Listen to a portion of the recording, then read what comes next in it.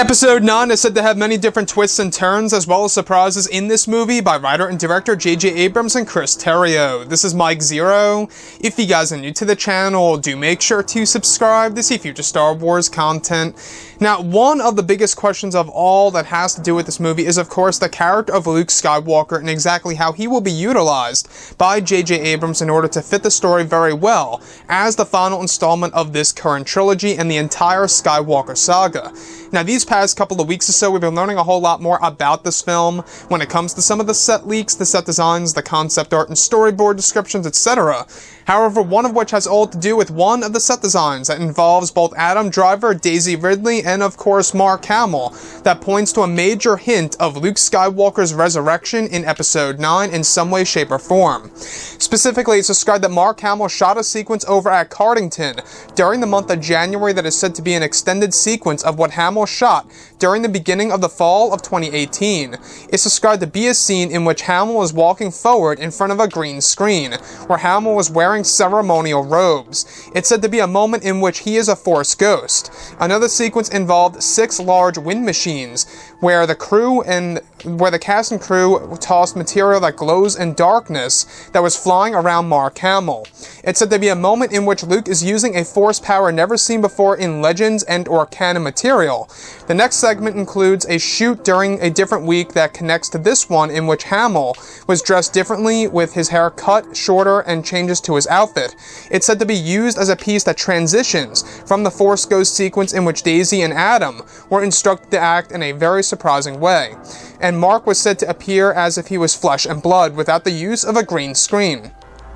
It's described to be a scene that will change the Force and the way fans view the Force in the Star Wars movies. It said that the second piece of footage of Mark was filmed in a way to make him have no transparency and no blue hue during post-production. Luke is said to appear solid and as if he is alive and well after using the technique, causing a whirl of destruction around Kylo Ren and Rey.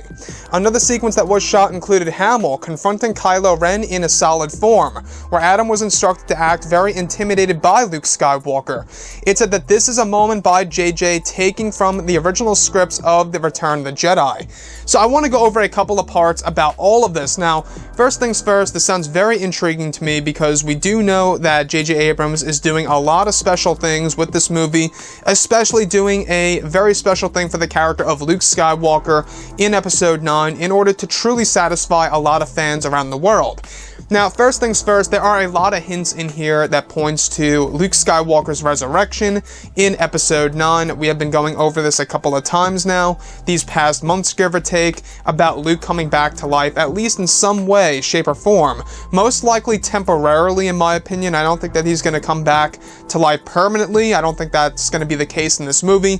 This seems to be an actual Force power that allows him to come back to life, or at least appear that he is alive and well once again in the Star Wars universe. So first things first, alright, what's really intriguing is that the piece of footage that was shot for Mark Hamill is serving as an extension of what was shot for the Force Ghost sequence, in which he is actually using a technique that's causing a whirl of destruction in front of both Kylo Ren and Rey. Now, we actually heard about this a couple of weeks ago, where, we have a scene that involves both Daisy Ridley, Mark Hamill, and Adam Driver inside of a 360-degree green screen where a lot of wind machines were used.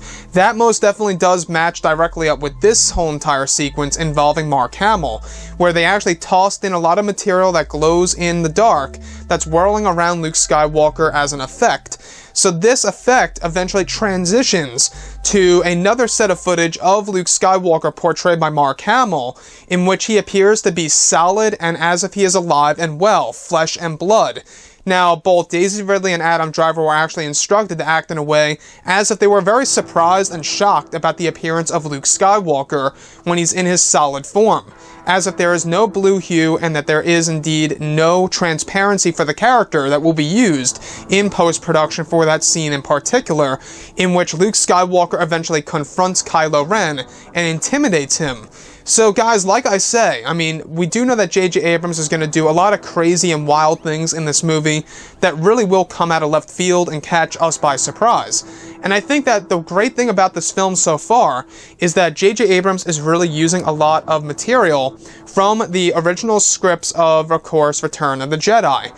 And if you guys may recall, in the original scripts of Return of the Jedi, there was an idea by, of course, George Lucas, in order to bring back, Obi-Wan Kenobi back to life during the Endor celebration as if he was flesh and blood in front of Luke Skywalker, with a new Force power for the character of Luke in Episode 9. It's very possible that maybe Luke Skywalker has the power to bring himself back to life at least once in order to confront his own nephew Kylo Ren to set things straight and bring balance to the Force. How poetic would it really be if Luke is the one in this film to bring balance to the Force once more, just like how he did in Return of the Jedi after, of course, converting his father from the dark to the light, and hence Darth Vader destroying Emperor Palpatine.